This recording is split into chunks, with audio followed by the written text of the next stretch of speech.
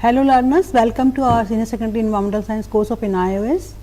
As we have all discussed right now, lesson number 27, global circulation of water from optional module 8A.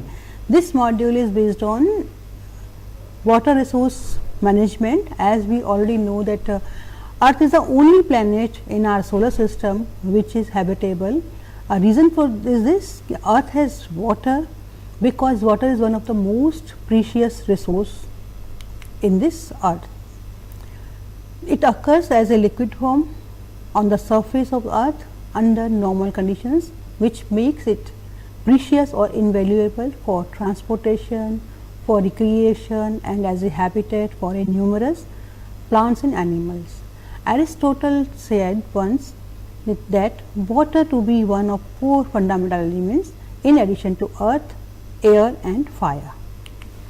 So, as per Indian mythology, we know we are made of Pancha Tattva, that is Prithvi, Akash, Vayu, Agni and Jal, means earth, water, air, fire and sky. So, when we talk about the chemical formula, so water has chemical formula H2O.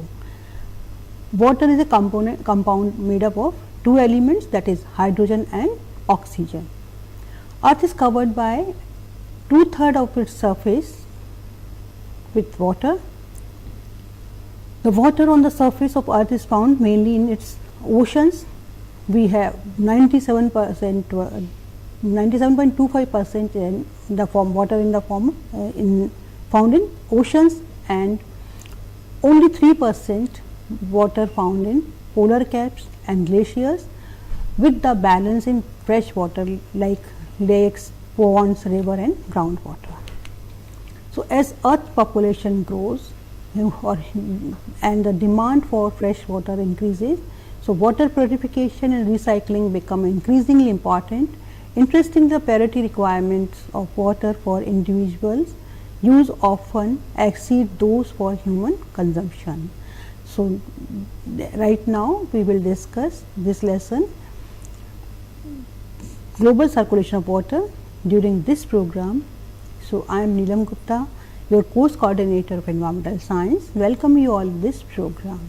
So, we will discuss during this program like meaning of fresh water, importance of fresh water in nature, water is a renewable resource, different sources of water and its importance for life, and we also discuss precipitation and evaporation, these terms used in water in the context of water, and also discuss hydrological cycles which involve 3 steps.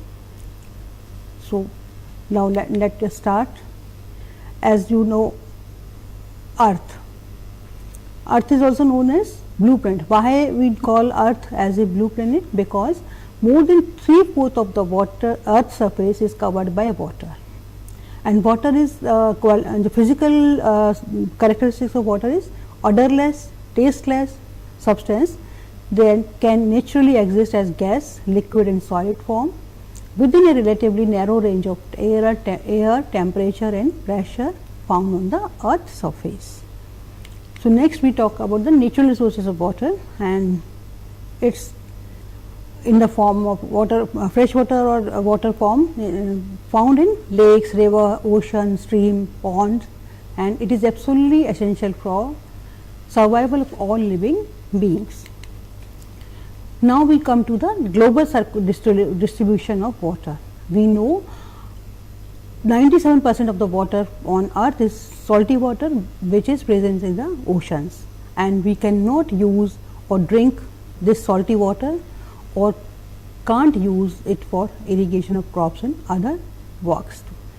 Only 3% or 2.7% we can say of the water present on the earth is fresh water, that contains less than 1000 parts per million of dissolved solids or salts of any type. So, about 3% of the water is earth's fresh water, that is about 66% of all fresh water is in the form of solid form, logged in ice caps of Antarctica and glaciers that occupies high alpine locations. because it is frozen and far away. So, fresh water, this fresh water in ice caps or glaciers is not available for human use.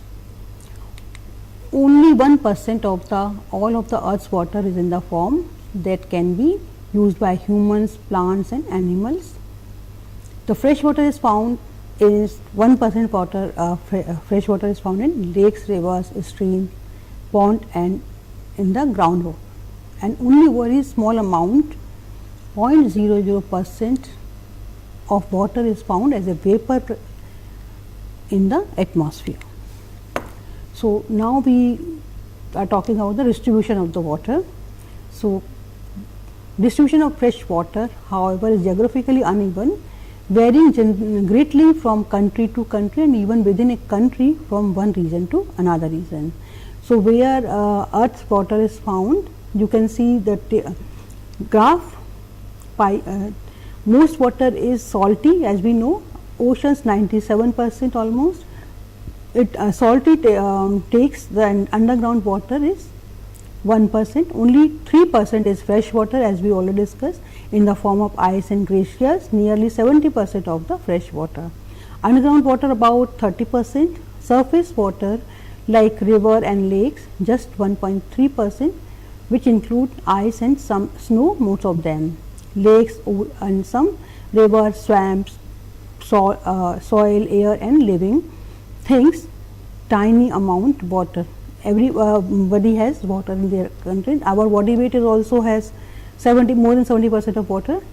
So, even though earth looks blue, very little of that water is fresh and even less too easy to reach. So, though water is a renewable resource, but fresh water is finite. Fresh water is a scarce source in many parts of the world, including India, and it is under increasing pressure as a result of pollution of water resources and increasing demand of the growing population. So, worldwide consumption of water has increased 6-fold.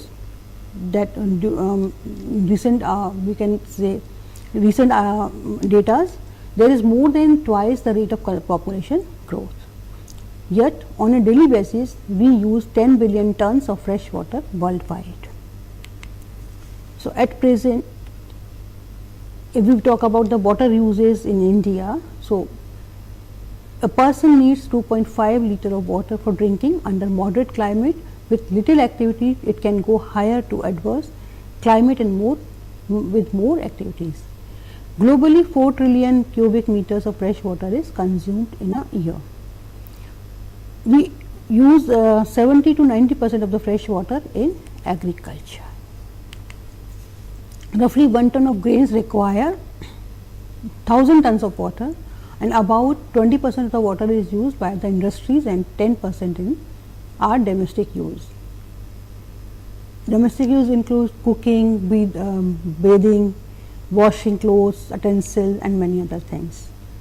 Fresh water withdrawal have tripled over last 50 years, and demand for fresh water is increasing 64 billion cubic meter in a year. So, now next we move to importance of water for life and habitat. We know life is water is a very precious resource, and first life originated in water. So, water is necessary for all life which are habitable on earth, and most important component of protoplasm of the living cell of living organisms, any living organism. 70% of, जैसे I have already told कि our body is also made up of 70% of water content. So, water is also the only source of hydrogen and one of the many sources of oxygen available to the body through metabolic processes, and it also an important ecological factor that determines the structure and functioning of any ecosystem. So, different biomes of the earth are the result of the differences in temperature and precipitation pattern in those regions. In fact, we can say the cycling of all other elements depends on water, as it serves as a medium for their transportation during the various steps, and also is the solvent medium for the nutrient uptake by the plants and other organisms. World's ocean have even greater effect on global warming than forests do. Water has a greater capacity for heat absorption, and since the greater part of the earth's surface is covered by water, temperature of the atmosphere remains fairly constant. In addition to the climate moderating influences of oceans, they also support an enormously large population of photosynthetic plankton that account for most of the photosynthesis on earth, and without photosynthesis there would not be enough oxygen to support life on earth. So, freshwater ecosystem are the main sources of drinking water, agriculture, industry, sanitation, as well as for freshwater fisheries. And it also provide recreational opportunity like swimming, rafting, snorkeling, and a means of transportation in the form of boating, canoeing, ships. Rafting means rafting जो है नाव द्वारा नदियों झरनों पर यात्रा करने का वो खेल है, और ये एक मनोरंजन का एक साधन है, एक्टिविटी है जो नदी और किसी भी जल निकाय में नेविगेट करने के लिए एक इनफ्लेटेबल बेड़े का उपयोग करते हैं। ये अक्सर वाइट वाटर या अलग अलग स्तर के खुरदरे जो सरफेस है पानी पर किया जाता है, और जोखिम से निपटना अक्सर अनुभव का एक हिस्सा होता है, क्योंकि हर कोई राफ्टिंग नहीं कर सकता है, क्योंकि उसको इसके राफ्टिंग के लिए भी उनको थोड़ा सा स्विमिंग और उसका आइडिया होना चाहिए। स्नॉर्कलिंग का मतलब होता है एक ट्यूब होती है जिससे आप सांस लेने के लिए आप इसका इस्तेमाल करते हैं, अपने मुंह में रखते हैं जब आप स्विमिंग कर रहे होते हैं। तो fresh water ecosystem are home to numerous organisms, mostly fishes, amphibians, aquatic plants and invertebrates जो इसमें पाए जाते हैं, जिसमें आप amphibians में अगर बात करते हैं तो frog है, toad है and many others. aquatic plants बहुत सारे हैं, और invertebrates जैसे आपका पायला, यूनियो, प्रॉन, ये सब starfish, ये सब इसमें फ्रेश वाटर इकोसिस्टम में पाए जाते हैं, पानी में मिलते हैं। It has been estimated that 40% of the all known fish species on earth are found in freshwater ecosystem. Human survival की अगर हम बात करते हैं तो since the ages depend on the relationship between human settlements and availability of freshwater resources, and for this we have experienced many early civilizations have grown and flourished on river banks like Sindhu civilization, Indus Valley civilization, Mesopotamia civilization and many other civilizations, all are found on near the nearby river banks. Availability of fresh water at appropriate times and in suitable quantity and quality is vital to ecological health of a country as well as vital to the town and cities. It is required for irrigation, domestic use and industrial needs. So, worldwide approximately we use 70% of the water is used for agriculture, we have already discussed, and only 1.1% is used for domestic and municipal supplies, and rest is used by various industries. So, no matter whom we are or where we are, we all depend on water. Per capita availability of fresh water is declining all over the world. In the past, as a result of developments and mismanagement of fresh water, there is a huge water shortage. Water crisis has not only affected crop production, but is also impacted the environment quality, wildlife and other living creatures too. So, now we move to the global hydrological cycle. Every nutrient cycle start from one end to another end. So, continuous movement of water is in the all different forms, in the form of ice, liquid and vapors.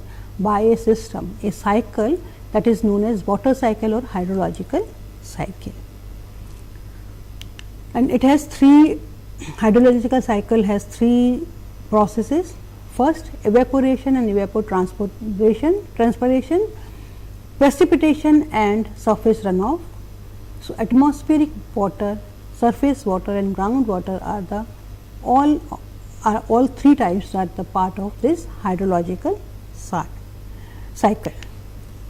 So, now we will discuss in detail 3 points which I have already in the hydrological cycle. The largest reservoir of the earth water on the earth's surface are in the ocean, seas and other water bodies like lakes, rivers and streams provide about 90% moisture to the atmosphere through evaporation each day. So, first evaporation and evapotranspiration we will discuss. Evaporation can be defined as a phase where there is change of liquid water into vapor or gas on heating, or ultimate source of sun is a source of heat. So, water from atmosphere is carried upward by the rising air currents. Some portion of water vapors enters the atmosphere through sublimation. Sublimation is a process by which water changes from solid state, which is ice, directly into vapor without changing into liquid form. Plants lose their quantity of water through transpiration, releasing about 10% of the water in the atmosphere. Since it is difficult to separate the processes of transpiration and evaporation, so we use term evapotranspiration in generally for describing the combined process of evaporation and transpiration. Evaporation, transpiration and evapotranspiration together provide all the water to the atmosphere. So, now we talk about precipitation. High up in the atmosphere, the air cools and loses its capacity to hold water. As a result, excess water condenses, that is changes from water to liquid and form cloud droplets. These droplets ultimately grow in size and cause precipitation. So, 4 major types of precipitation are in the form of drizzle, rain, snow and hail. We will talk about little bit about drizzle, rain, snow and hail. So, drizzle refers to very light rain, stronger than mist but less than a shower, or moisture with fine drop or rain lightly. जैसे हम बोलते हैं कि बूंदाबांदी होती है, तो ये बौछार से कम होती हैं और बारीक बूंदों से गोल और हल्की बारिश जो हम कहते हैं उसको हम ड्रिजलिंग कहते हैं. बारिश जो होती है, रेन जो है पानी की वो बूंदें हैं जो वायुमंडलीय जलवाष्प से संघनित होती हैं और फिर गुरुत्वाकर्षण के कारण पृथ्वी पर नीचे गिरती हैं. और जो रेन है, वर्षा जो है वो जल चक्र का एक प्रमुख घटक है और पृथ्वी पर अधिकांश जो फ्रेश वाटर है वो पानी जो फ्रेश वाटर मिलता है उसके लिए बारिश ही रिस्पॉन्सिबल है. और ये जो है हाइड्रो इलेक्ट्रिक पावर प्लांट्स में, फसलों में सिंचाई और कई प्रकार के जो हमारे इकोसिस्टम है उनके लिए अनुकूल परिस्थितियाँ या उपयुक्त परिस्थितियों को प्रदान करती बारिश. बर्फ़ क्या होती है? छोटे छोटे नरम सफ़ेद टुकड़े होते हैं जो कभी कभी ठंड होने पर आसमान से गिरते हैं या ज़मीन और अन्य सतह पर एक सफ़ेद परत बनाते हैं और आप देखते हैं कि ठंडी के मौसम में बर्फ़ गिरती है. हेल जो ओलावृष्टि से हम कहते हैं, ये ठोस बर्फ है जो वर्षा का ही एक रूप होता है जो गरज के साथ बहने वाली धाराओं के अंदर बनती हैं. और ओलावृष्टि जो है उससे आपके विमानों को, घरों को, कारों को भी नुकसान पहुंचता है और ये कृषि और लोगों के लिए या पशुधन के लिए भी घातक हो सकते हैं. So most of the water is return to the ocean. जब बारिश होती है और उसके बाद बारिश का जो पानी है वो वापस चला जाता है ओशन में एंड लैंड में in the form of rain, snow and hell. So, next we will talk about precipitation. So, we can define surface runoff is defined as precipitation that reaches a surface stream without ever passing below the soil surface. So, surface runoff क्या है? When precipitation falls over land, it travels through various routes. Some of it evaporates from back into the atmosphere, some of it enters the ground and is stored as a groundwater. So, groundwater is found in two layers of the soil, zone of aeration where the gaps are completely filled with water and zone of saturation where gaps are filled with air as well as water. So, boundary between these two zones, zone of aeration and zone of saturation, is known as the water table, which rises or falls as the level of groundwater water increases or decreases. At different stages of the water cycle, human beings and other organisms intercept it and withdraw water for their use. As water continually evaporates, condenses and precipitates, the rate of evaporation and rate of precipitation at a global level is equal, and the total amount of water vapor in the atmosphere is approximately the same over time. But evaporation over the continent is less than precipitation, while the converse is true over the oceans. So, natural store of water is in the global hydrological cycle percentages. Ocean we have 97.7%, ice caps 1.9 and groundwater 0.05. This is a pie chart along with soil moisture 0.01, lakes and rivers 0.09 and atmospheric moisture 0.0001. So, now we talk about the balance and store of water. The total volume of water in the hydrological cycle is estimated approximately to be 1384 million kilometer square. The global water cycle involves many complex pathways and stores. So, most of the fresh water is stored in the form of ice and the polar caps in the form of ice and glacier. If all the this ice were to be melt, then what will be happen? So, if all of this ice were melt, then it would release enough water to keep the rivers of the world flowing up for up to 1000 years. Though rivers play a very vital role in a water cycle, they are not the major stores of water in the way that oceans are. Lakes stores more water than rivers, and for a longer time about 2/3 of all fresh water on the surface is stored in the 250 large lakes in the world. So, water moves through these stores and this movement keep the hydrological cycle running, though different stores keep the water for different times. Our oceans, ice caps and glaciers are long term stores, whereas rivers and atmospheric water are short term stores. So, we will take a little break. After break, we will continue this discussion.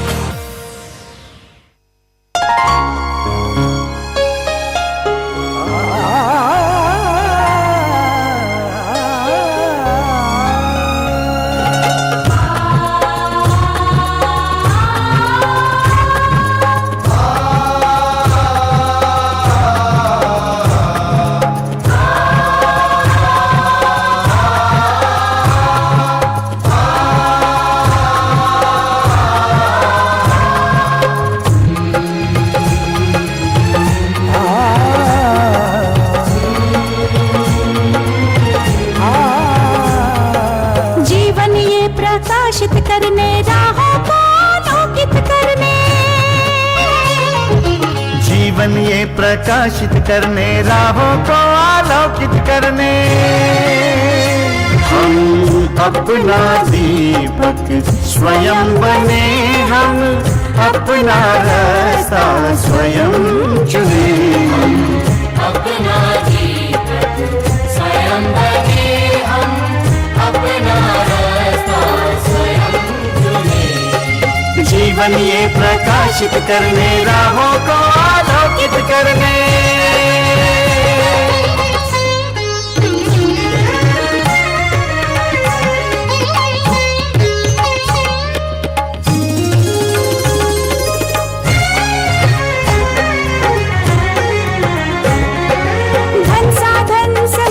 सीमा से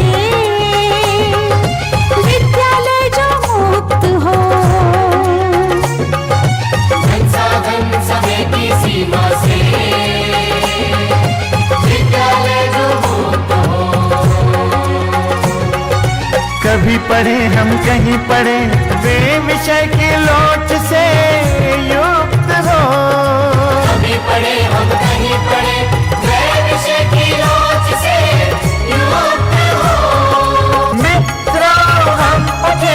और जागे, मंजिल आने की ध्वनि सुने। हम अपना दीपक स्वयं बने, हम अपना रास्ता स्वयं चुने।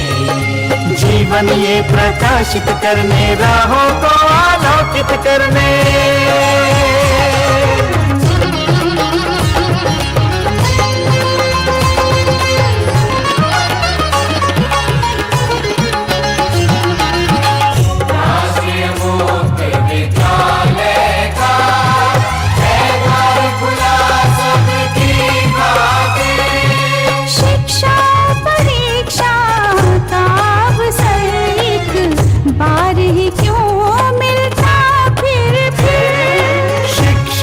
परीक्षा का अवसर एक बार ही क्यों मिलता फिर दुनिया में इसके केंद्र बहुत। कोई मन चाहा केंद्र चुने, हम अपना दीपक स्वयं बने, हम अपना रास्ता स्वयं चुने। कोई मन चाहा केंद्र चुने,